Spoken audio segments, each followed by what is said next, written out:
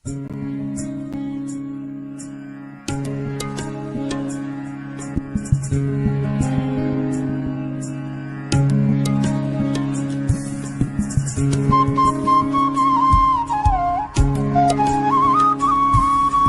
एक गहरा कुआं हूं इस जमीन पर, बेशुमार लड़के लड़कियों के लिए कि उनकी प्यास बुझाता रहूं। उसकी बेपनाह रहमत उसी तरह जर्रे जर्रे पर बरसती है जैसे कुआं सबकी प्यास बुझाता है। इतनी सी कहानी है मेरी, ज़ैनुल आबदीन और आशी अम्मा के बेटे की कहानी। उस लड़के की कहानी जो अखबारें बेचकर अपने भाई की मदद करता था। उस शागिर्द की कहानी जिसकी परवरिश शिव सुब्रमण्य अय्यर और अय्यदुराई सोलोमन ने की। उस विद्यार्थी की कहानी जिसे पंडले मास्टर ने तालीम दी, MGK मेनन और प्रोफेसर साराभाई ने इंजीनियर की पहचान दी, जो नाकामियों और मुश्किलों में पलकर साइंसदान बना। और उस रहनुमा की कहानी जिसके साथ चलने वाले बेशुमार काबिल और हुनरमंद लोगों की टीम थी।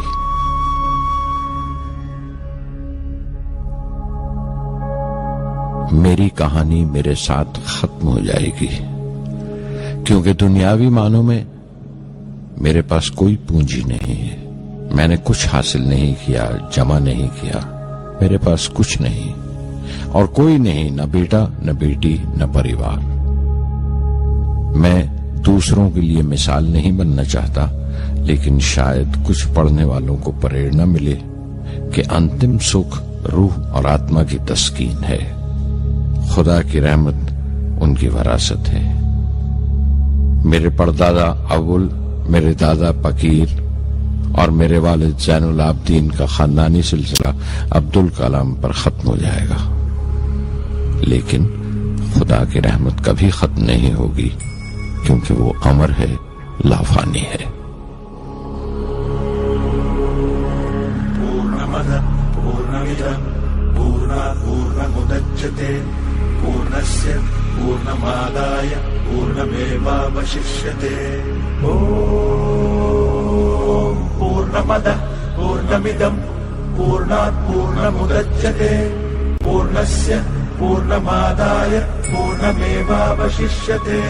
पूर्णमद पूर्णमिदं पूर्णात् पूर्णमुदच्यते पूर्णस्य पूर्णमादाय पूर्णमेवावशिष्यते। पूर्णमद पूर्णमिदं पूर्णात् पूर्णमुदच्यते पूर्णस्य पूर्णमादाय पूर्णमेवावशिष्यते।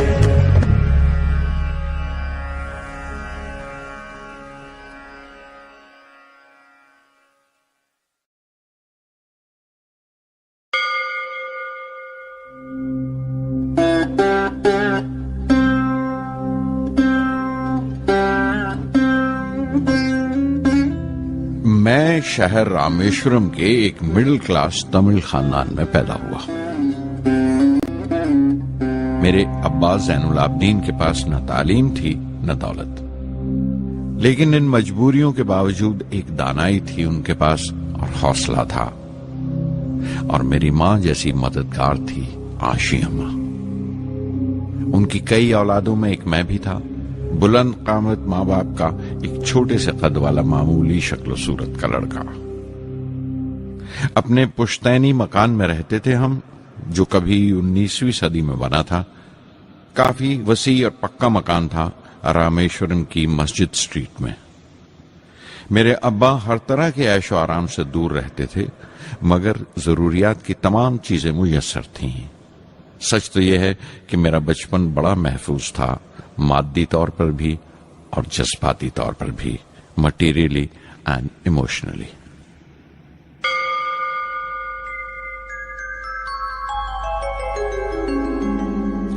रामेश्वरम का मशहूर शिव मंदिर हमारे घर से सिर्फ 10 मिनट की दूरी पर था। हमारे इलाके में ज्यादा आबादी मुसलमानों की थी, फिर भी काफी हिंदू घराने थे जो बड़े इत्तेफाक से पड़ोस में रहते थे। हमारे इलाके में एक बड़ी पुरानी मस्जिद थी, जहां मेरे अब्बा मुझे हर शाम नमाज पढ़ने के लिए ले जाया करते थे।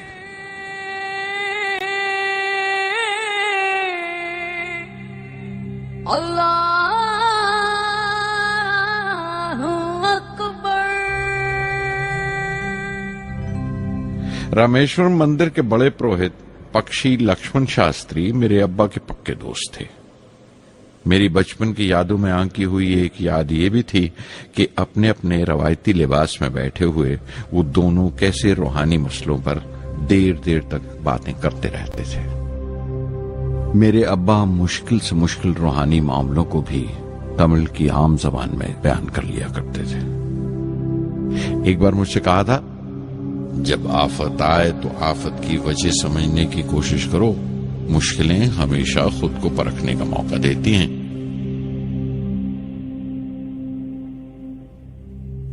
मैंने हमेशा अपनी साइंस और टेक्नोलॉजी में अब्बा के असूलों पर चलने की कोशिश की है। मैं इस बात पर यकीन रखता हूं कि हमसे ऊपर भी एक आला ताकत है, एक महान शक्ति है जो हमें मुसीबत, मायूसी और नाकामियों से निकालकर सच्चाई के मुकाम तक पहुंचाती है। मैं करीब 6 बरस का था जब अब्बा ने एक लकड़ी की कश्ती बनाने का फैसला किया, जिसमें वो यात्रियों को रामेश्वरम से धनुषकोडी का दौरा करा सकें, ले जाएं और वापस ले आएं। वो समंदर के साहिल पर लकड़ियां बिछाकर कश्ती का काम किया करते थे, एक और हमारे रिश्तेदार के साथ, अहमद जलालुद्दीन। बाद में उनका निकाह मेरी आपा जोहरा के साथ हुआ। अहमद जलालुद्दीन हालांकि मुझसे 15 साल बड़े थे, फिर भी हमारी दोस्ती आपस में जम गई थी। हम दोनों हर शाम लंबी सैर को निकल जाया करते थे। मस्जिद गली से निकलकर हमारा पहला पड़ाव शिव मंदिर हुआ करता था, जिसके गिर्द हम उतनी ही श्रद्धा से परिक्रमा करते थे जिस श्रद्धा से बाहर से आए हुए यात्री। जलालुद्दीन ज्यादा पढ़ लिख नहीं सके उनके घर के हालात की वजह से, लेकिन मैं जिस जमाने की बात कर रहा हूं, उन दिनों हमारे इलाके में सिर्फ वही एक शख्स था जो अंग्रेजी लिखना जानता था। जलालुद्दीन हमेशा तालीम याफ्ता पढ़े लिखे लोगों के बारे में बातें करते थे, साइंस की इजाद, मेडिसिन और उस वक्त के लिटरेचर का जिक्र किया करते थे। एक और शख्स जिसने बचपन में मुझे बहुत मुतासिर किया वो मेरा कजन था, मेरा चचेरा भाई शमसुद्दीन। उसके पास रामेश्वरम में अखबारों का ठेका था और सब काम अकेले ही किया करता था। हर सुबह अखबार रामेश्वरम रेलवे स्टेशन पर ट्रेन से पहुंचता था। सन 1939 में दूसरी आलमगीर जंग शुरू हुई, द सेकेंड वर्ल्ड वॉर। उस वक्त मैं 8 साल का था। हिंदुस्तान को इत्तेहादी फौजों के साथ शामिल होना पड़ा और एक इमरजेंसी के हालात पैदा हो गए थे। सबसे पहली दुर्घटना यह हुई कि रामेश्वरम स्टेशन पर आने वाली ट्रेन का रुकना कैंसिल कर दिया गया और अखबारों का गट्ठा अब रामेश्वरम और धनुषकोडी के बीच से गुजरने वाली सड़क पर चलती ट्रेन से फेंक दिया जाता।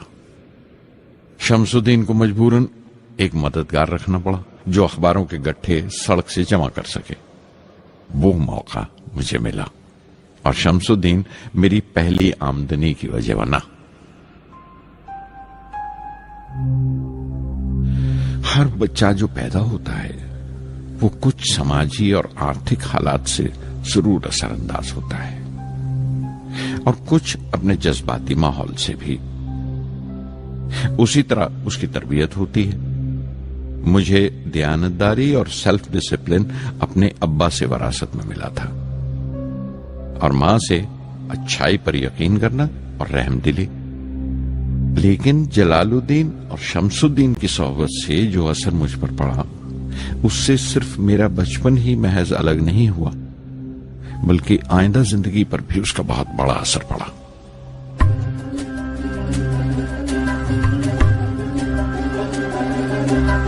தந்தை மகற்கு ஆற்றும் நன்றி அபயத்து முந்தி இருப்பச் செயல்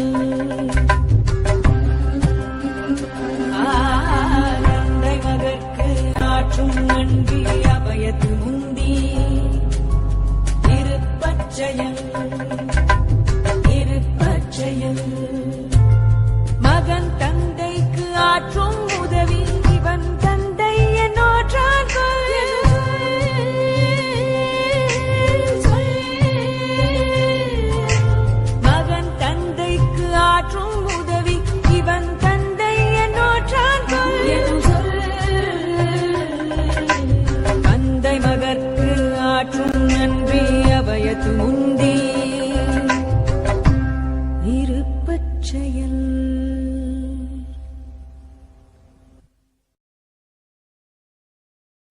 फिर जंग खत्म हो गई और हिंदुस्तान की आजादी बिल्कुल यकीनी हो गई। मैंने अब्बा से रामेश्वरम छोड़ने की इजाजत चाही। मैं डिस्ट्रिक्ट हेडक्वार्टर्स रामनाथपुरम जाकर पढ़ना चाहता था। शमसुद्दीन और जलालुद्दीन मेरे साथ रामनाथपुरम तक गए मुझे श्वार्ट्ज हाई स्कूल में दाखिल कराने के लिए। जाने क्यों वो नया माहौल मुझे रास नहीं आया। रामनाथपुरम बड़ा मसरूफ शहर था और करीब 50,000 की आबादी थी, लेकिन रामेश्वरम का सुकून और इत्मीनान कहीं नहीं था। घर बहुत याद आता था और घर लौटने का कोई मौका मैं छोड़ता नहीं था। श्वार्ट्ज हाई स्कूल में दाखिल होने के बाद एक 15 साल लड़के के तमाम शौक जो हो सकते थे मेरे अंदर जाग उठे। मेरे टीचर अय्या दुराई सोलोमन बेहतरीन रहबर थे, गाइड उस नौजवान जहन के लिए जिसके सामने जिंदगी की बेशुमार मुमकिनात खुलने वाली थी।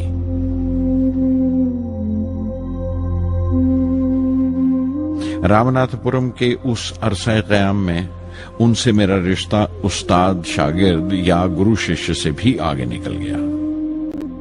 अय्या दुराई कहा करते थे, जिंदगी कामयाब होने और नतीजे हासिल करने के लिए 3 ताकतों पर काबू पाना बहुत जरूरी है: ख्वाहिश, यकीन और उम्मीद। अय्या दुराई सोलोमन जो बाद में रेवरेंड हो गए कहा करते थे, इससे पहले कि मैं चाहूं कुछ हो जाए, ये जरूरी है कि मेरे अंदर उसकी पूरी शिद्दत से ख्वाहिश हो और यकीन हो कि वो होगा। मैं अपनी जिंदगी से अगर मिसाल दूं तो मुझे बचपन से ही आसमान के इसरार और परिंदों की परवाज हमेशा हैरान करती थी, फैसिनेट करती थी। समंदर में कूंजों और बगलों को ऊंची उड़ाने लगाते देखता था तो उड़ने को जी करता था। मैं एक सादा लोग गांव ही का लड़का तो था, लेकिन मुझे यकीन था कि एक दिन मैं जरूर उन कूंजों की तरह बुलंद उड़ाने लगाऊंगा, बुलंदी पर परवाज करूंगा। और हकीकत यह है कि रामेश्वरम से उड़ने वाला मैं पहला लड़का था।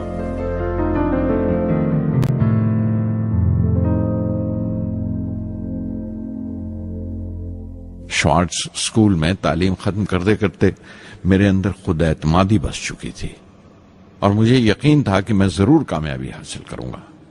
मैं तालीम आगे जारी रखूंगा, उसमें कोई दूसरा ख्याल नहीं था। सन 1950 में मैं इंटरमीडिएट पढ़ने के लिए सेंट जोसेफ कॉलेज ट्रिची में दाखिल हो गया। जब बीएससी डिग्री के लिए मैंने सेंट जोसेफ कॉलेज में दाखिला लिया तो हायर एजुकेशन के माने सिर्फ इतने ही जानता था। ये नहीं जानता था कि हायर एजुकेशन के लिए कुछ और भी हो सकता है। न ये जानता था कि साइंस पढ़ के फ्यूचर के लिए और क्या मौके हासिल हो सकते हैं। बीएससी पास करने के बाद ही जान पाया कि फिजिक्स मेरा सब्जेक्ट नहीं था। अपने ख्वाब को पूरा करने के लिए मुझे इंजीनियरिंग में जाना चाहिए था। पता नहीं क्यों कुछ लोगों का ऐसा ख्याल है कि साइंस आदमी को खुदा से मुनकर कर देती है, लेकिन मेरे लिए तो साइंस एतमाद, विश्वास और रूहानी तस्कीन की वजह रही है। किसी तरह मैं MIT यानी मद्रास इंस्टीट्यूट ऑफ टेक्नोलॉजी के उम्मीदवारों की लिस्ट में तो आ गया, लेकिन उसका दाखिला बहुत महंगा था। कम से कम 1,000 रुपए की जरूरत थी और मेरे अब्बा के पास इतने रुपए नहीं थे। उस वक्त मेरी अक्का, मेरी आपा जोहरा ने अपने सोने के कड़े और चेन बेचकर मेरी फीस का इंतजाम किया। मुझ पर उसकी उम्मीद और यकीन देखकर मैं पसीज गया।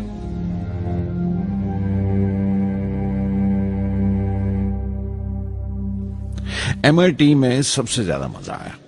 वहां 2 हवाई जहाज रखे देखकर जो उड़ान से बरी कर दिए गए थे, मुझे उनकी तरफ एक अजीब सा खिंचाव महसूस होता था।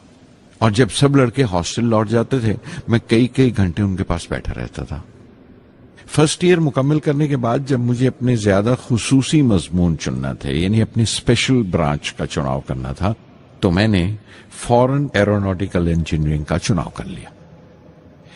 MIT की तालीम के दौरान मुझे 3 टीचर्स ने बहुत मुतासिर किया। Professor Spondor, professor KAV Pandalai, professor Narasimha Rao. Professor Spondor technical aerodynamics सिखाते थे। एरोनॉटिकल इंजीनियरिंग में दाखिले से पहले मैंने उनसे सलाह ली थी। उन्होंने समझाया था कि मुझे मुस्तकबिल का फैसला करने से पहले मुस्तकबिल की मुमकिनात के बारे में नहीं सोचना चाहिए, बल्कि सोचना चाहिए एक अच्छी बुनियाद के लिए और अपने रुझान और इश्तियाक के बारे में कि उसमें कितनी शिद्दत है, मेरे एप्टीट्यूड्स और एस्पिरेशन में कितनी इंटेंसिटी है। मैं खुद भी होने वाले इंजीनियरिंग स्टूडेंट्स से कहना चाहता हूं कि जब वो अपना स्पेशलाइजेशन का चुनाव करें तो ये देखें कि उनमें कितना शौक है, कितना उत्साह है और लगन है उस शोबे में जाने के लिए। प्रोफेसर KAV पंडले ने मुझे एरोस्ट्रक्चर डिजाइन सिखाया और उसका तज्जिया भी, विश्लेषण, एनालिसिस भी। वो बड़े खुशदिल और दोस्त टीचर थे और हर साल कोई ना कोई नया तरीका, नया नजरिया लेकर आते थे कोर्स में। प्रोफेसर नरसिंह राव मैथमेटिशियन थे। वो एरोडायनेमिक्स की थ्योरी सिखाया करते थे। उनकी क्लास में दाखिल होकर मुझे मैथमेटिकल फिजिक्स बाकी तमाम सब्जेक्ट से ज्यादा अच्छा लगने लगा। साध संगी हरि हरि नाम चित्तारा चित्तारा साध संगी हरि हरि नाम चित्तारा सहज अनंतु होवे दिनु राति अंकुर भलो हमारा साध संगी साध संगी।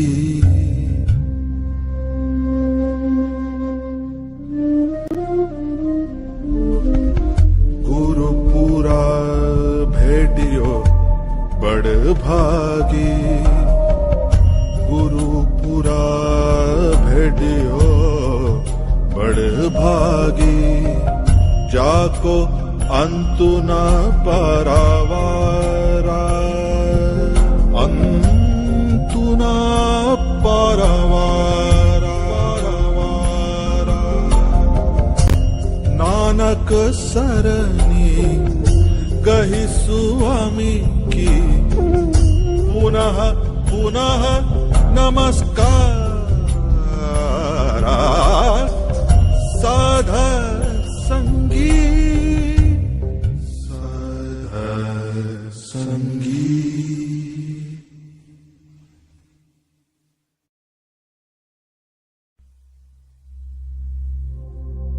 MIT से मैं बेंगलोर के हिंदुस्तान एरोनॉटिक्स लिमिटेड HAL में बतौर ट्रेनी दाखिल हो गया।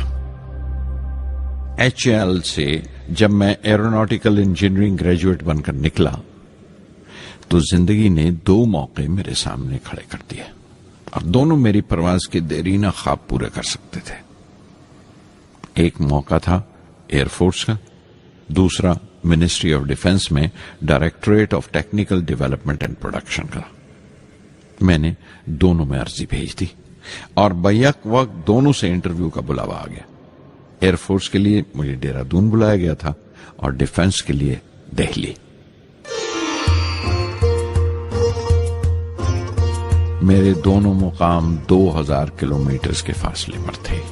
ये पहला मौका था मेरा अपने वसी और विराट वतन को देखने का।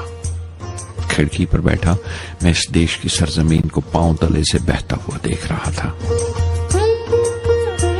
हैरान था कि उत्तर की तरफ सफर करते हुए एक ही मुल्क का लैंडस्केप कैसे बदलता चला जाता है। मैं 1 हफ्ता दिल्ली में ठहरा, डिफेंस मिनिस्ट्री का इंटरव्यू दिया। इंटरव्यू अच्छा हुआ था। वहां से मैं देहरादून गया एयरफोर्स सिलेक्शन बोर्ड के इंटरव्यू के लिए। 25 उम्मीदवारों में मैं 9वें नंबर पर आया। मेरा दिल बैठ गया, बहुत मायूस हुआ और कई दिन तक अफसोस रहा कि एयरफोर्स में जाने का मौका मेरे हाथ से निकल गया। मैं ऋषिकेश चला गया, दिल पर यह बोझ लेकर कि आने वाले दिन बड़े सख्त होंगे।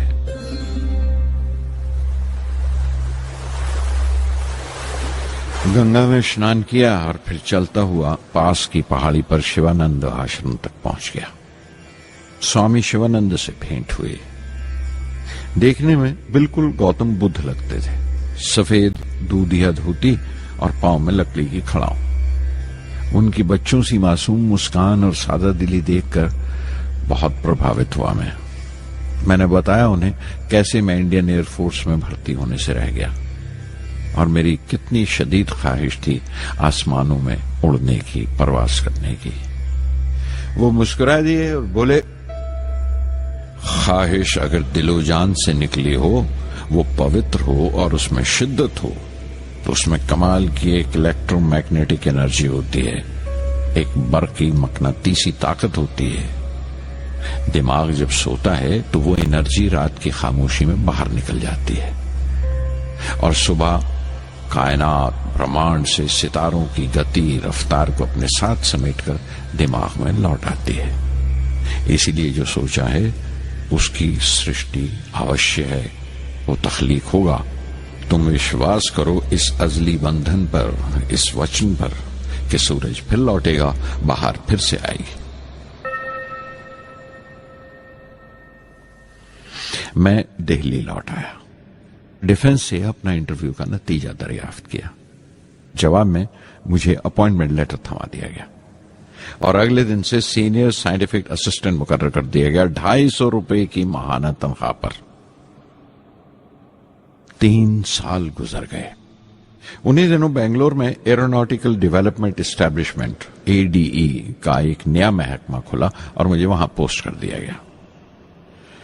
बेंगलोर कानपुर से बिल्कुल मुख्तलिफ शहर था।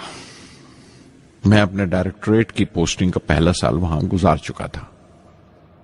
दरअसल हमारे देश में ये एक अजीब तरीका है, एक अजीब सा ढंग है अपने लोगों को हद दर्जा तक निचोड़ लेने का, जो हमारे लोगों को इंतहा पसंद बना देता है।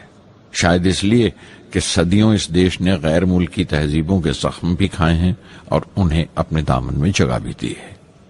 अलग अलग हुक्मरानों से वफा करते करते हम अपनी हैसियत, अपनी यकताई खो बैठे हैं।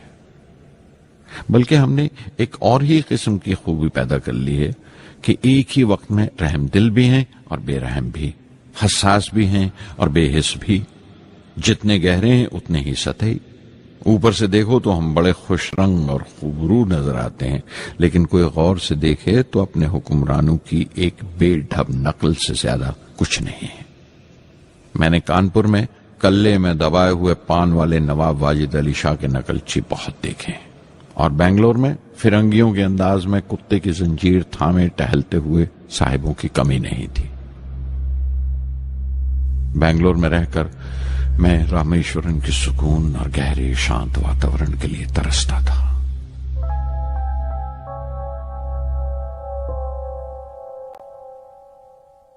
पहले साल तो ADE में कोई ज्यादा काम नहीं था।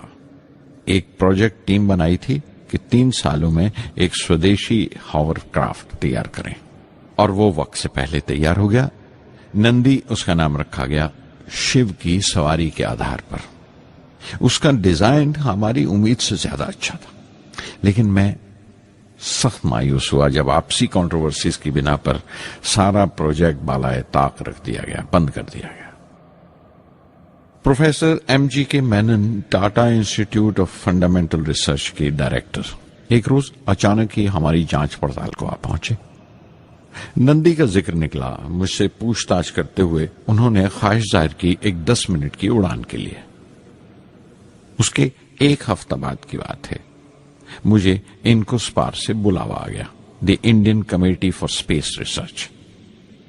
मैं मुंबई चला गया रॉकेट इंजीनियर की पोस्ट के लिए इंटरव्यू देने। मेरा इंटरव्यू लेने वाले डॉक्टर विक्रम साराभाई और प्रोफेसर MG मेनन के अलावा मिस्टर सराफ थे, जो उस वक्त एटॉमिक एनर्जी कमीशन के डिप्यूटी सेक्रेटरी के ओहदे पर थे। डॉक्टर साराभाई की गर्मजोशी ने पहली ही मुलाकात में मेरा दिल मोह लिया। अगले ही दिन मुझे खबर मिल गई कि मैं चुन लिया गया। मुझे इनकोस्पार में रॉकेट इंजीनियर की हैसियत से शामिल कर लिया गया था। सन 1962 के देरीना हिस्से में कहीं इनकोस्पार ने थुम्बा में इक्वेटोरियल रॉकेट लॉन्चिंग स्टेशन बनाने का फैसला किया। थुम्बा केरला में त्रिवेंद्रम से परे एक दूर दराज के ऊंगते से गांव का नाम है। हिंदुस्तान में यह मॉडर्न रॉकेट बेस्ड रिसर्च की एक दबी सी इब्तदा थी, हल्की सी शुरुआत। उसके फौरन बाद ही मुझे 6 माह के लिए अमेरिका भेज दिया गया, नासा में रॉकेट लॉन्चिंग की ट्रेनिंग के लिए।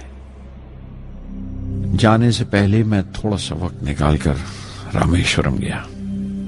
मेरे अब्बा मेरी इस कामयाबी के लिए बहुत खुश हुए और मुझे उसी मस्जिद में ले जाकर शुक्राने की नमाज अदा की।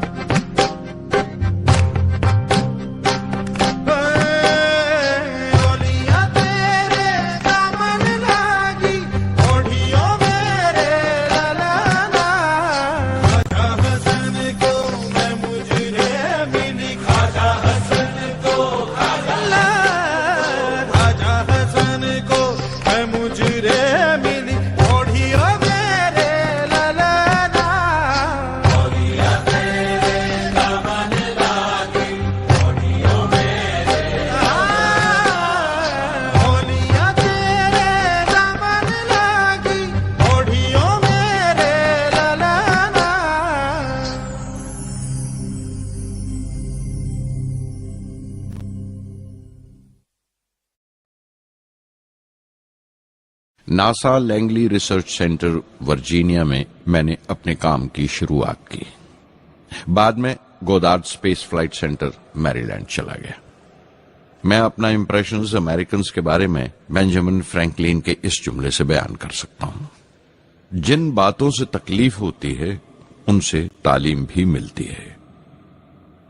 हिंदुस्तानी तंजीमों में, यहां की ऑर्गेनाइजेशंस में एक बड़ी मुश्किल है।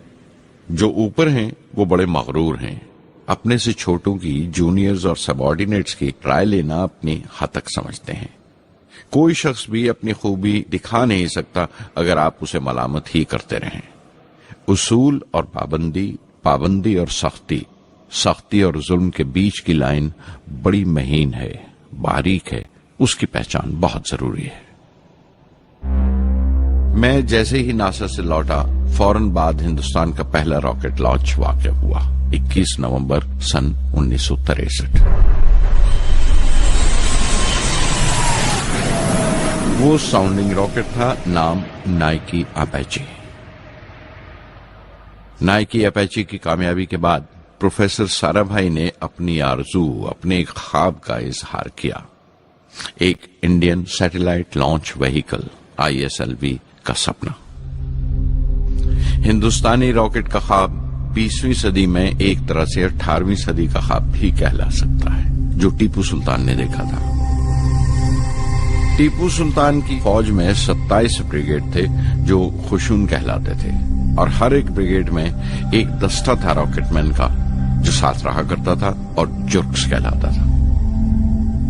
जब टीपू सुल्तान मारा गया तो अंग्रेजों ने 700 रॉकेट्स और 900 रॉकेट के सब सिस्टम्स बरामद किए 1799 में तिरुकन्नाहल्ली की जंग के बाद। वो रॉकेट्स विलियम कॉन्गरीव ने इंग्लैंड भिजवा दिए जांच पड़ताल के लिए, उसकी तकनीक समझने के लिए, जिसे आज की साइंसी जबान में हम रिवर्स इंजीनियरिंग कहते हैं। टीपू सुल्तान की मौत के साथ उस ख्वाब की भी मौत हो गई, कम से कम 150 साल के लिए। पंडित जवाहरलाल नेहरू की बदौलत वो रॉकेटरी का ख्वाब एक बार फिर हिंदुस्तान में जिंदा हुआ। प्रोफेसर साराभाई ने उस ख्वाब को हकीकत बनाने की जिम्मेदारी अपने सर ले ली। बहुत से तंग नजर लोगों को एतराज था इस बात पर कि इस मुल्क में जहां लोगों को 2 वक्त की रोटी नसीब नहीं होती, वहां इन स्पेस उड़ानों को, इन खलाई तहरीकों को क्यों तरजीह दी जा रही है। लेकिन प्रधानमंत्री पंडित नेहरू और प्रोफेसर साराभाई के नजरिए में किसी किस्म का मुबालगा नहीं था। उनके नजरिए बिल्कुल साफ थे कि अगर दुनिया के मुल्कों में और दुनिया के मसलों में कोई हिस्सा लेना है, शिरकत करनी है, हिंदुस्तान को कोई हैसियत हासिल करनी है, तो साइंस और टेक्नोलॉजी की तरक्की और खुद मुख्तारी, सेल्फ रिलायंस अशद जरूरी है। और उनका मकसद ताकत का मुजाहिरा हरगिज नहीं था। सहज पके सो मीठा होए। थुम्बा में 2 रॉकेट सहज पके मगर कामयाब हुए, एक रोहिणी, दूसरा मेनका। अगला साल लगा ही था जब प्रोफेसर साराभाई ने मुझे दिल्ली बुला भेजा। एक मीटिंग थी और मीटिंग में ग्रुप कैप्टन वीएस नारायणन से मेरा तारुफ कराया गया, जो एयर हेडक्वार्टर्स से थे। प्रोफेसर साराभाई ने रेटो तैयार करने का इरादा जाहिर किया, rocket assisted take off system, एक मिलिट्री एयरक्राफ्ट जो रॉकेट की मदद से उड़ाया जा सके बड़ी छोटी सी जगह में। शाम तक ये खबर भी आम हो गई कि हिंदुस्तान एक खुद साख्ता मिलिट्री एयरक्राफ्ट तैयार कर रहा है और मैं उस प्रोजेक्ट का मुख्तार हूं, जिम्मेदार हूं। मैं कई तरह के जज्बात से भर गया, खुश भी था, शुक्रगुजार भी, खुशकिस्मत भी, और एक एहसास हुआ तकमील का, फुलफिलमेंट का। 19वीं सदी के एक शायर की ये सत्रें बहुत याद आई। हर दिन के लिए तैयार रहो, हर दिन को एक तरह ही मिलो। जब ओखली हो बर्दाश्त करो, जब दस्ता हो तो वार करो। रेटो पे काम करते हुए 2 अहम वाकयात हुए। पहला तो यह था कि अपने देश में पहली बार स्पेस रिसर्च का 10 साला प्रोग्राम तैयार हुआ, जिसके ऑथर थे प्रोफेसर साराभाई। मेरे लिए वो एक ऐसा रूमानी मैनिफेस्टो था जैसे स्पेस से इश्क करने वाले किसी शायर की रूमानी नज्म हो, जैसे कोई अपने देश के आसमान से इश्क करने लगा हो। और दूसरा वाकया मिनिस्ट्री ऑफ डिफेंस में मिसाइल पैनल का तैयार होना। नारायणन और मैं, हम दोनों उस पैनल के मेंबर थे। उस वक्त तक भविष्य की आने वाली SLV सैटेलाइट लॉन्च व्हीकल का नाक नक्शा भी तैयार हो चुका था। प्रोफेसर साराभाई अपने देरीना ख्वाब को ताबीर देने के लिए कुछ और साथियों का चुनाव कर चुके थे। मैं खुद को खुशकिस्मत समझता हूं कि मुझे उस प्रोजेक्ट का लीडर चुना गया। उस पर प्रोफेसर साराभाई ने मुझे एक और जिम्मेदारी भी सौंपी कि लॉन्च की 4थी स्टेज मैं ही डिजाइन करूं। ये मामूल था, मेरा आदत थी कि हर मिसाइल पैनल की मीटिंग के बाद मैं जाकर प्रोफेसर साराभाई को पूरी तफसील, पूरी रिपोर्ट देता था। दिल्ली में ऐसी ही एक मीटिंग के बाद 23 दिसंबर 1971 को मैं त्रिवेंद्रम लौट रहा था और उस दिन प्रोफेसर साराभाई थुम्बा में SLV का मुआयना करने गए हुए थे। दिल्ली एयरपोर्ट के लाउंज से मैंने उन्हें फोन किया, पैनल मीटिंग की तफसील बताई। प्रोफेसर साराभाई ने मुझे कहा कि मैं त्रिवेंद्रम एयरपोर्ट पर उनका इंतजार करूं। मैं जब त्रिवेंद्रम पहुंचा तो फिजा में एक मातम बिछा हुआ था। मुझे खबर दी गई कि प्रोफेसर साराभाई नहीं रहे। चंद घंटे पहले दिल का दौरा पड़ने से उनका इंतकाल हो गया। मैं थर्रा के रह गया। चंद घंटे पहले ही तो मैंने उनसे बात की थी। मेरे लिए वो बहुत बड़ा सदमा था। प्रोफेसर साराभाई मेरी नजर में इंडियन साइंस के राष्ट्रपिता हैं, जैसे राष्ट्र के पिता महात्मा गांधी हैं। उन्होंने अपनी टीम से रहनुमा पैदा किए और खुद अपने अमल से उनके लिए मिसाल साबित हुए।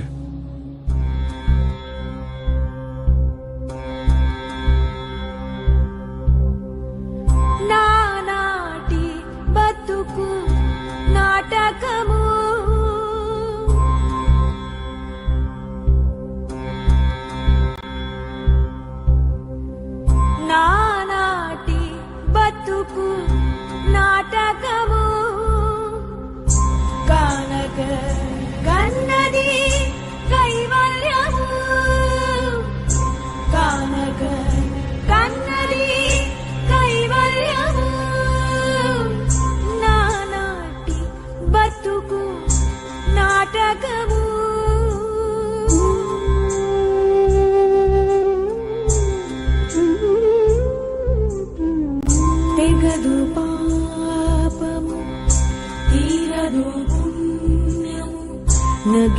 నగి కాలము నాటకము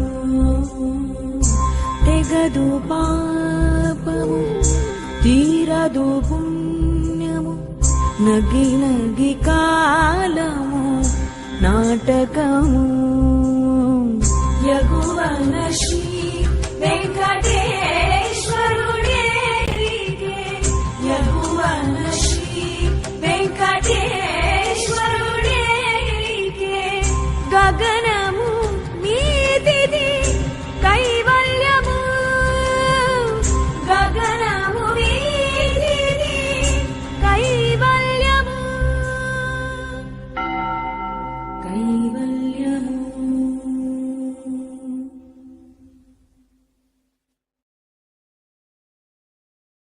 कुछ अरसा प्रोफेसर एमजी के मेनन ने स्पेस रिसर्च का काम संभाला। बिलाखिर प्रोफेसर सतीश धवन को Indian Space Research Organisation ISRO की जिम्मेदारी सौंप दी गई। तुम्बा का पूरा कॉम्प्लेक्स एक बड़े पैमाने पर स्पेस सेंटर बना दिया गया और Vikram Sarabhai space centre VSSC का नाम दिया गया।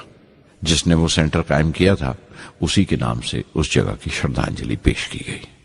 मशहूर मेटलर्जिस्ट डॉक्टर ब्रह्म प्रकाश VSSC के पहले डायरेक्टर मुकर्रर हुए।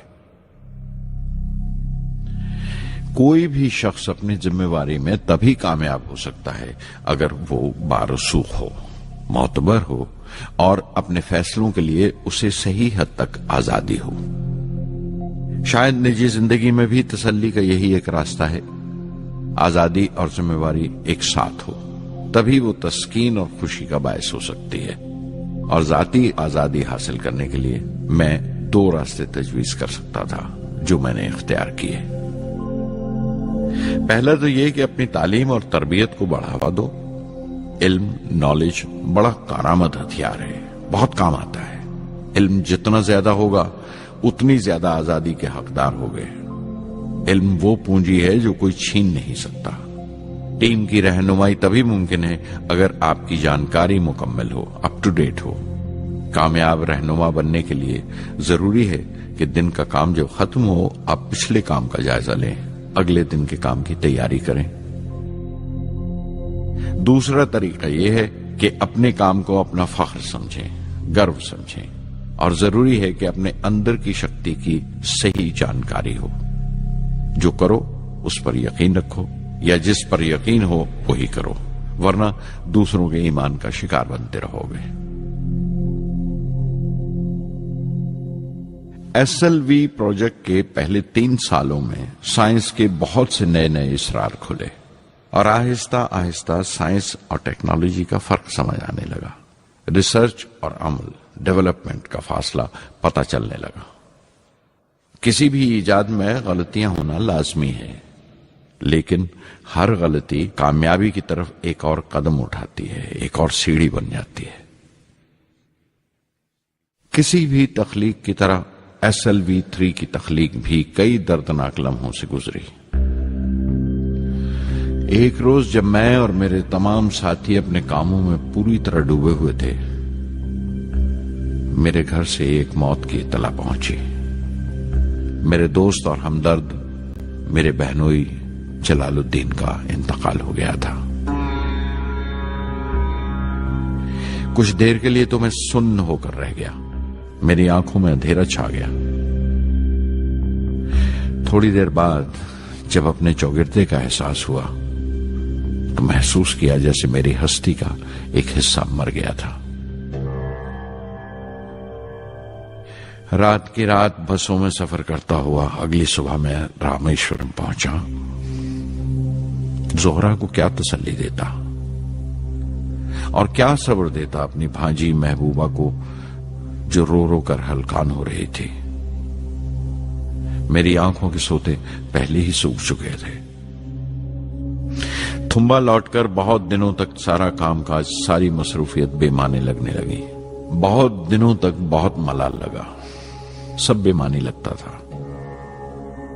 प्रोफेसर धवन देर देर तक हौसला देते थे, कहते SLV पर जैसे जैसे काम आगे बढ़ेगा मुझे सब्र महसूस होगा और ये मायूसी कम होते होते गुजर जाएगी। 1976 में मेरे अब्बा ज़ैनुल आबदीन 102 साल की उम्र में वहीं रामेश्वरम में इंतकाल फरमा गए। 15 पोते पोतियां छोड़कर गए थे पीछे और एक पड़पोता। दुनियावी तौर पर वो सिर्फ एक और बुजुर्ग की मौत थी। कोई बड़ा मातम नहीं हुआ, झंडा नहीं उतारा गया, न अखबारों ने स्याह हाशिए दिए, न सियासतदान थे वो, न विद्वान कोई, न कोई बड़े सरमायादार। एक सीधे सादे इंसान थे, फरिश्ता सिफत। और हर उस बात की वजह थे जो दानाई और पारसाई की राह दिखाती है।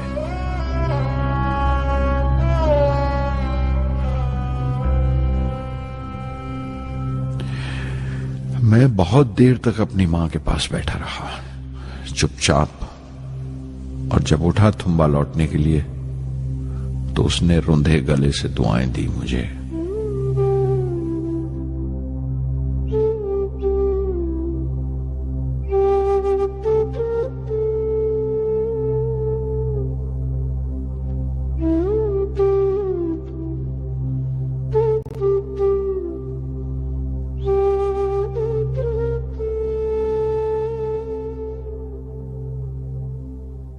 SLV-3 अपोजी रॉकेट जो फ्रांस से उड़ाई जाने वाली थी, अचानक कुछ मुश्किलों का शिकार हो गई।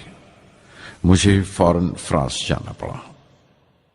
मैं रवाना होने ही वाला था कि मेरी मां की मौत की खबर पहुंची। यके बाद दीगरे 3 मौतें हो गई मेरे घर में। उस वक्त मुझे अपने काम में पूरे ध्यान की जरूरत थी। 100% लगन से काम करने की ख्वाहिश किसी और लगन की गुंजाइश नहीं छोड़ती। मुकम्मल नीति और पूरी लगन से SLV-3 का ख्वाब 1979 के दरमियान में जाकर पूरा हुआ।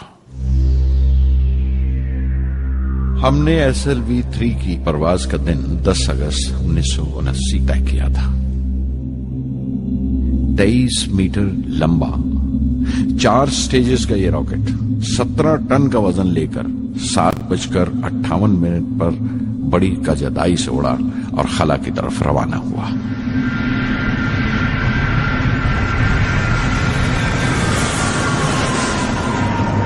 पहली स्टेज हर तरह से पुख्ता निकली और बड़े आराम से रॉकेट दूसरी स्टेज में दाखिल हो गया। हम सब दम खुद रह गए, सांस रोके बैठे थे। हमारे बरसों का ख्वाब आसमान की तरफ सफर कर रहा था। अचानक हमारे ख्वाब में दरार आई, हमारा सुकून टूटा, हमारी खामोशी टूटी। दूसरी स्टेज काबू से बाहर होने लगी थी। 317 सेकंड के बाद परवाज टूट गई। मेरी मेहनत और उम्मीद चौथी स्टेज को साथ लेकर तमाम मलबा श्री हरिकोटा से 560 किलोमीटर दूर समंदर में जाके गिरा।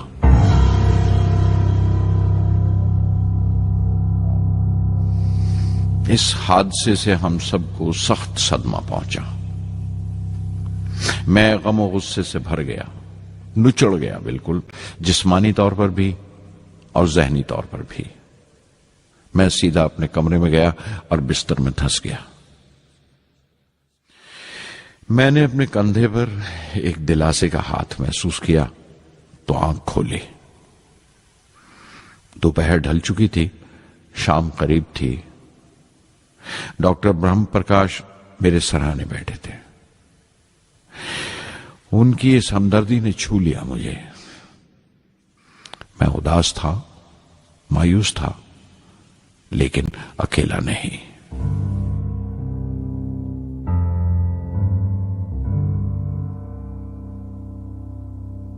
हर शख्स तकनीकी जमा तफरीक और बहस मुबासे के बाद मुतमईन हो चुका था, संतुष्ट हो चुका था, लेकिन मुझे इत्मीनान न आया और मुसलसल बेचैन रहा। मैं बेसाख्ता खड़ा हो गया और एतराफ किया प्रोफेसर धवन के सामने, सर, मेरे साथियों को नाकामयाबी की वजह दरियाफ्त हो जाने से इत्मीनान हो गया, लेकिन मैं उसे काफी नहीं समझता। इस मिशन के डायरेक्टर की हैसियत से इस गलती को भी मैं अपनी जिम्मेवारी समझता हूं। SLV-3 की नाकामयाबी की जिम्मेवारी मेरी है।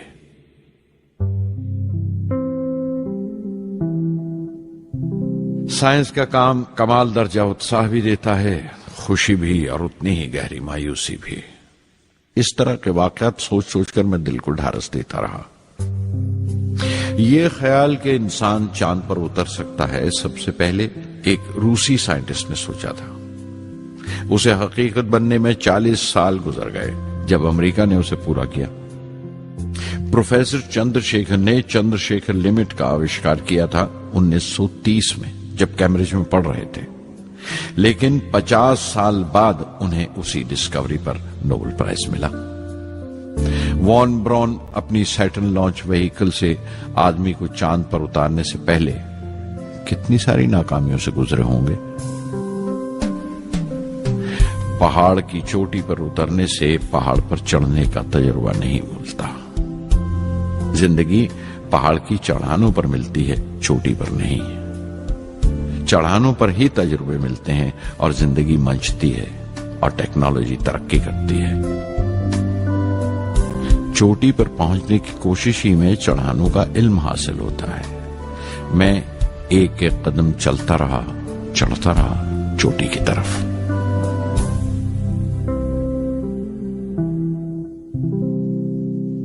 SLV-3 की उड़ान से 30 घंटा पहले 17 जुलाई 1980 के दिन अखबारों की सुर्खियां तरह तरह की राय और अंदाजों से भरी हुई थीं। ज्यादातर रिपोर्टर्स ने पहली SLV की उड़ान याद दिलाई थी कि किस तरह वो रॉकेट फेल हो गया था और उसका मलबा समंदर में जाकर गिरा था। कुछ लोगों ने तो देश की दूसरी खामियों का जिक्र करते हुए भी उसे SLV-3 से जोड़ दिया था। मैं जानता था कि अगले दिन का नतीजा हमारे फ्यूचर के स्पेस प्रोग्राम का फैसला करने वाला है। मुख्तसर ये कि सारी कौम की नजरें हम पर गड़ी हुई थीं। 18 जुलाई 1980 सुबह 8:03 पर हिंदुस्तान का पहला सैटेलाइट लॉन्च व्हीकल उड़ा।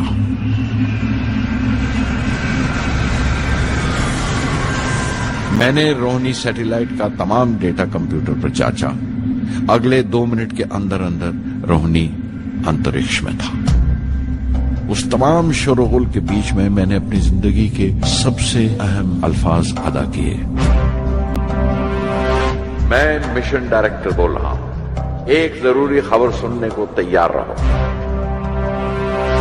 चौथी स्टेज कामयाबी के साथ रोहिणी सैटेलाइट को लेकर अंतरिक्ष में दाखिल कर रही है।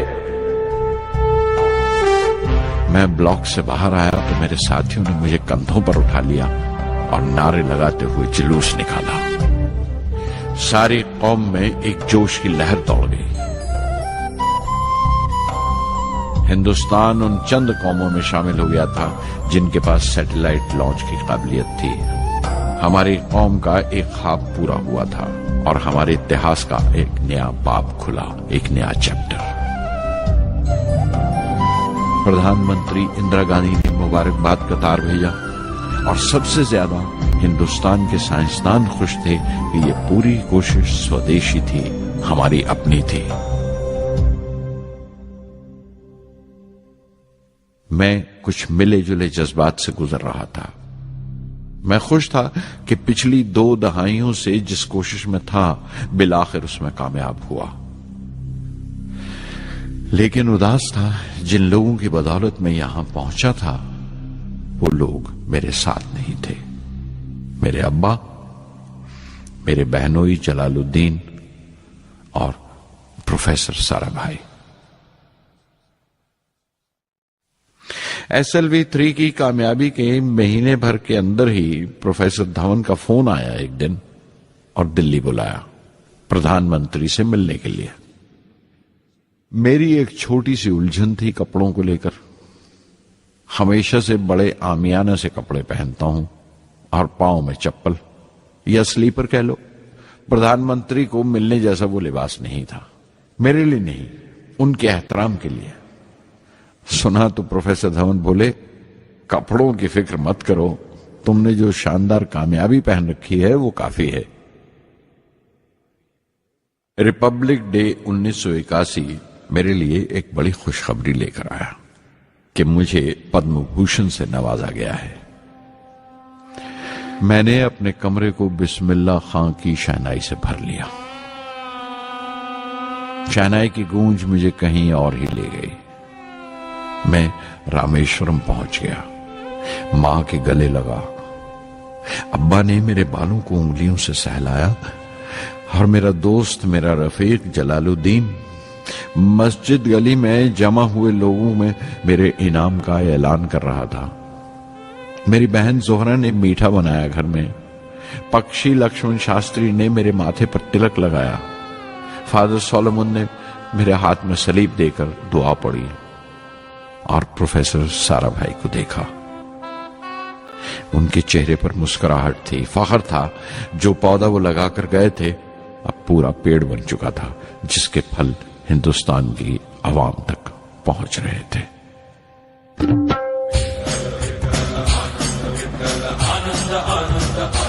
ओ आनंदाचे डोही आनंद तरंग, आनंदाचे डोही आनंद तरंग, आनंदाची अंग, आनंदाचे आनंदाची अंग, आनंदाचे आनंदाचे डोही आनंद तरंग, आनंदाचे डोही आनंद तरंग।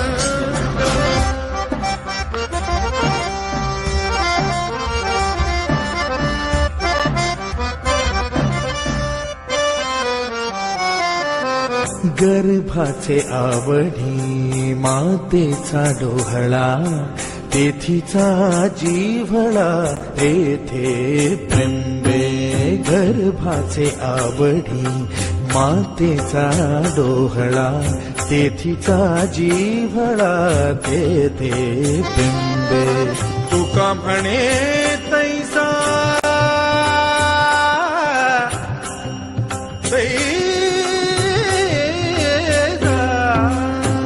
म्हणे तैसा ओतलाचे ठसा, अनुभव सरीसा मुखाला। आनंदाचे डोही आनंद तरंग, आनंदाची अंग, आनंदाचे आनंदाचे डोही आनंद तरंग।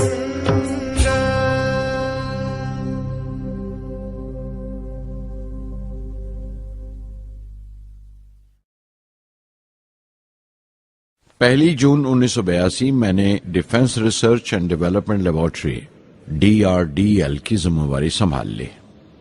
उस वक्त के defence minister Shri R Venkataraman ने जब मशवरा दिया कि बजाय दर्जा बदर्जा मिसाइल तैयार करने के हमें मुकम्मल अपनी मिसाइल तैयार करने का प्रोग्राम बनाना चाहिए, तो हमें अपने कानों पर यकीन नहीं आया और देखते देखते ही वो प्रोजेक्ट एक मुकम्मल मिसाइल का प्रोग्राम बन गया, जिसके नतीजे आइंदा बहुत दूर तक पहुंचे।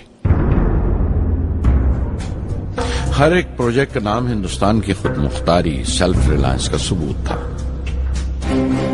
सरफेस टू सरफेस मिसाइल का नाम पृथ्वी रखा गया।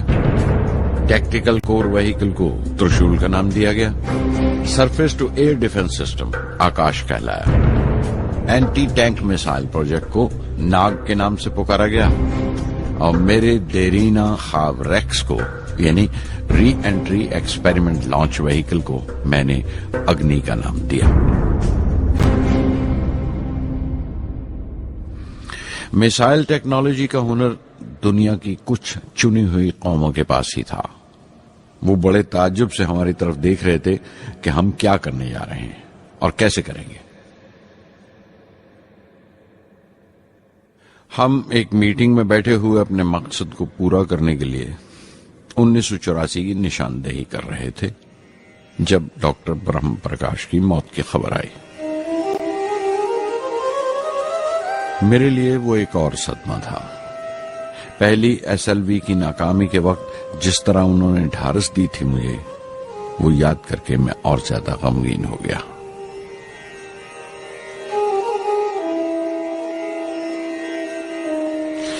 प्रोफेसर साराभाई अगर वीएसएससी के निर्माता थे, बनाने वाले थे, तो डॉक्टर ब्रह्म प्रकाश उसके आमिल थे, एग्जीक्यूटर थे। उनकी विनम्रता ने मुझे बड़ी हद तक नरम कर दिया और मैंने अपनी तुंद मिजाजी पर काफी काबू कर लिया। उनकी हलीमी सिर्फ अपनी खूबियों तक ही महदूद नहीं थी, बल्कि अपने से छोटों को इज्जत देना भी उनकी आदत में शामिल था। उनके बर्ताव और सुलूक में ये बात नजर आ जाती थी कि कोई शख्स भी खामियों से खाली नहीं है, यहां तक कि अफसर भी, लीडर भी, रहनुमा भी। वो बहुत बड़े दानिश्वर थे। एक कमजोर से शरीर के अंदर उनमें बच्चों की सी मासूमियत थी। मुझे वो हमेशा साइंसदानों में संत नजर आते थे।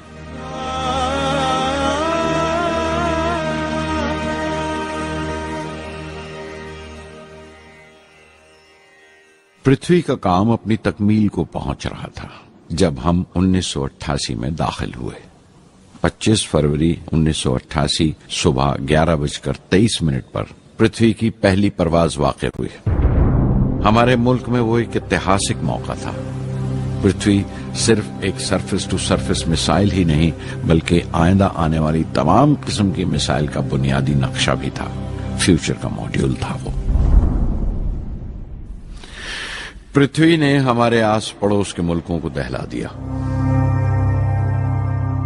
मगरबी यानी वेस्टर्न मुल्कों को पहले तो हैरत हुई, फिर गुस्से का इजहार किया और पाबंदी लगा दी इंडिया के लिए कि वो ऐसी कोई चीज बाहर के मुल्कों से न खरीद सकें जो उनके मिसाइल प्रोग्राम में इस्तेमाल हो सकती हो या काम आ सकती हो। मिसाइल की इजाद में हिंदुस्तान की खुद मुख्तारी ने दुनिया के तमाम तरक्की याफ्ता मुल्कों को परेशान कर दिया। अग्नि की टीम में 500 से ज्यादा साइंसदान शामिल थे। अग्नि की परवाज 20 अप्रैल 1999 तय पाई थी। लॉन्च की तमाम तैयारियां मुकम्मल हो चुकी थीं और हिफाजत के लिए यह फैसला किया गया था कि लॉन्च के वक्त आसपास के तमाम गांव खाली करा दिए जाएं। अखबारात और दूसरी मीडिया ने इस बात को बहुत उछाला। 20 अप्रैल पहुंचते पहुंचते तमाम मुल्क की नजरें हम पर टिकी हुई थीं।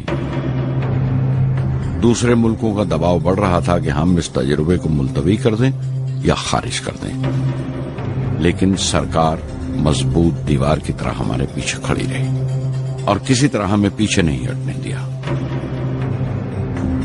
परवाज से सिर्फ 14 सेकंड्स पहले हमें कंप्यूटर ने रुकने का इशारा किया।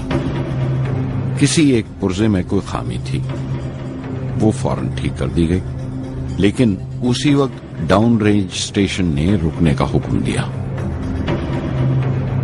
चंद सेकंड्स में कई रुकावटें सामने आ गई और परवाज मुलतवी कर दी गई। अखबारात ने आस्तीनें चढ़ा ली।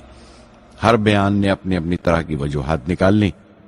कार्टूनिस्ट सुधीर दार ने एक कार्टून शाया किया जिसमें एक खरीदार कुछ सामान दुकानदार को वापस करते हुए कह रहा था, अग्नि की तरह वो भी नहीं चली।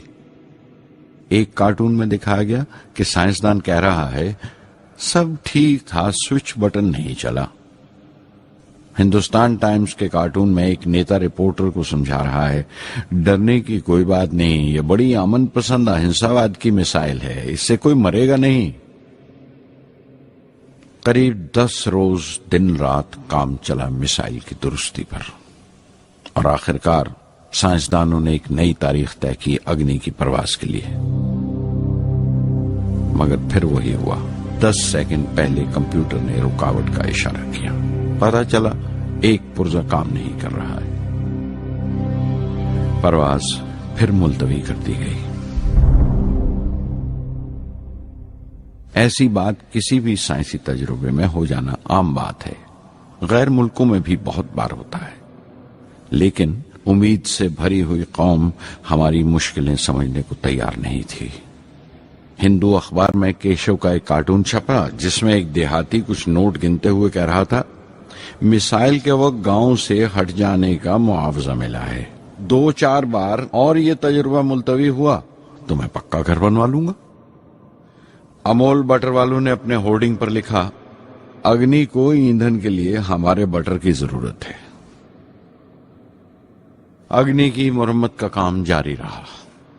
आखिरकार एक बार फिर 22 मई की तारीख अग्नि की परवाज के लिए तय पाई। उसकी पिछली रात doctor Arunachalam, general KN Singh और मैं डिफेंस मिनिस्टर KC पंत के साथ चहलकदमी कर रहे थे।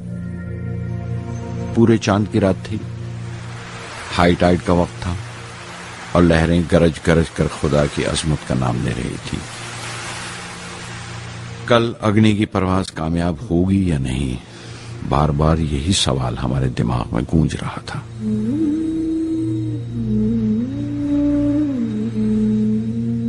डिफेंस मिनिस्टर ने एक लंबी खामोशी को तोड़ते हुए पूछा, कलाम, कल अग्नि की कामयाबी मनाने के लिए क्या चाहते हो तुम?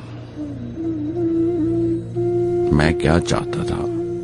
क्या था जो नहीं था मेरे पास? अपने खुशी के इजहार के लिए मुझे क्या करना चाहिए? और अचानक मुझे जवाब मिल गया, हम 1 लाख पेड़ों की कोंपले लगाएंगे।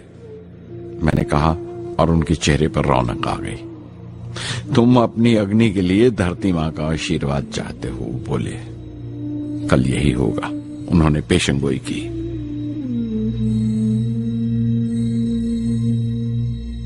अगले दिन सुबह 7:10 पर अग्नि लॉन्च हुई।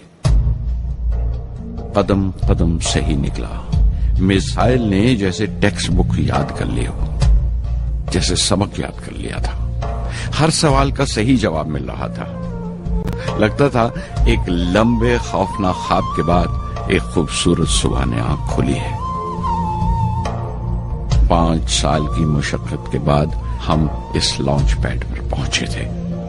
इसके पीछे 5 लंबे सालों की नाकामयाबी, कोशिशें और इम्तिहान खड़े थे। इस कोशिश को रोक देने के लिए हिंदुस्तान ने हर तरह के दबाव बर्दाश्त किए थे, लेकिन हमने कर दिखाया जो करना था। मेरी जिंदगी का सबसे कीमती लम्हा था वो मुट्ठी भर सेकंड्स, 600 सेकंड की वो परवाज जिसने हमारी बरसों की थकान दूर कर दी, बरसों की मेहनत को कामयाबी का तिलक लगाया। उस रात मैंने अपनी डायरी में लिखा, अग्नि को इस नजर से मत देखो। ये सिर्फ ऊपर उठने का साधन नहीं है, न शक्ति की नुमाइश है। अग्नि एक लौ है जो हर हिंदुस्तानी के दिल में जल रही है। इसे मिसाइल मत समझो, ये कौम के माथे पर चमकता हुआ आग का सुनहरी तिलक है। स्वधर्मम् अपि चावेक्ष्य न विकम्पितुम् अर्हसि, धर्म्याद् युद्धश्रेयोऽन्य क्षत्रियस्य न विद्यते। स्वधर्मम् अपि चावेक्ष्य न विकम्पितुम् अर्हसि, धर्म्याद् युद्धश्रेयोऽन्य क्षत्रियस्य न विद्यते। अदच्चेत्त्वम् इमम् धर्म्यम् सङ्ग्रामम् न करिष्यसि, तदस्वधर्मम् कीर्तिम् च हित्वा पापम् अवाप्स्यसि, हित्वा पापम् अवाप्स्यसि।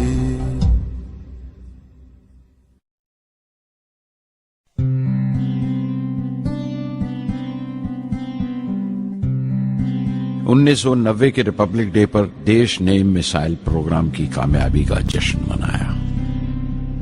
मुझे पद्म विभूषण से नवाजा गया और डॉक्टर अरुणाचलम को भी। 10 साल पहले पद्म भूषण की यादें एक बार फिर हरी हो गईं। रहन सहन मेरा अब भी वैसा ही था जैसा तब था। 10 बाय 12 का एक कमरा किताबों से भरा हुआ और कुछ जरूरत का फर्नीचर जो किराए पर लिया था। फर्क इतना ही था कि तब यह कमरा त्रिवेंद्रम में था, अब हैदराबाद में। वेटर मेरा नाश्ता लेकर आया, इडली और छाछ, और आंखों में एक खामोश मुस्कुराहट, मुबारकबाद की। मैं अपने हमवतनों की इस नवाजिश से छलक गया।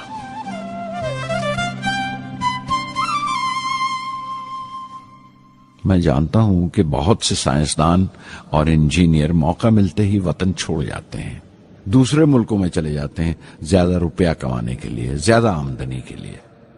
लेकिन ये आदर, मोहब्बत और इज्जत क्या कमा सकते हैं जो उन्हें अपने वतन से मिलती है। 15 अक्टूबर 1991 में 60 साल का हो गया। मुझे अपने रिटायरमेंट का इंतजार था। चाहता था कि गरीब बच्चों के लिए एक स्कूल खोलूं। ये वो दिन थे जब मैंने सोचा कि अपनी जिंदगी के तजुर्बे, मुशाहिदे और वो तमाम बातें कलमबंद करूं जो दूसरों के काम आ सकें। एक तरह से अपनी स्वाने उम्री लिखूं, अपनी जीवनी। मेरे ख्याल में मेरे वतन के नौजवानों को एक साफ नजरिए और दिशा की जरूरत है। तभी ये इरादा किया कि मैं उन तमाम लोगों का जिक्र करूं जिनकी बदौलत मैं ये बन सका जो मैं हूं। मकसद ये नहीं था कि मैं कुछ बड़े बड़े लोगों के नाम लूं, बल्कि ये कि कोई शख्स कितना भी छोटा क्यों ना हो, उसे हौसला नहीं छोड़ना चाहिए।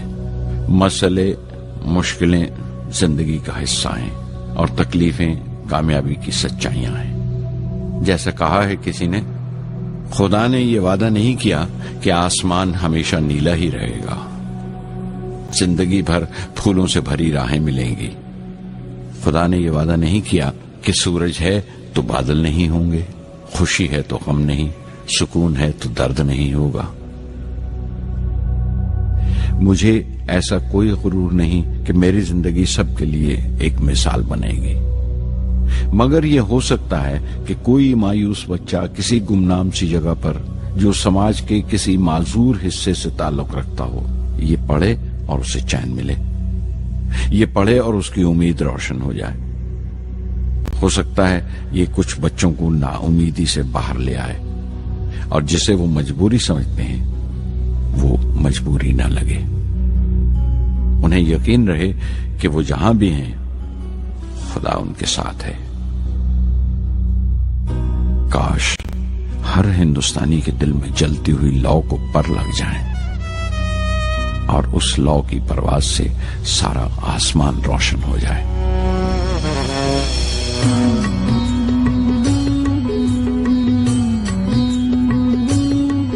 ये ज़मीं मेरी, मेरा आसमां, बड़ा खूबसूरत है जहां।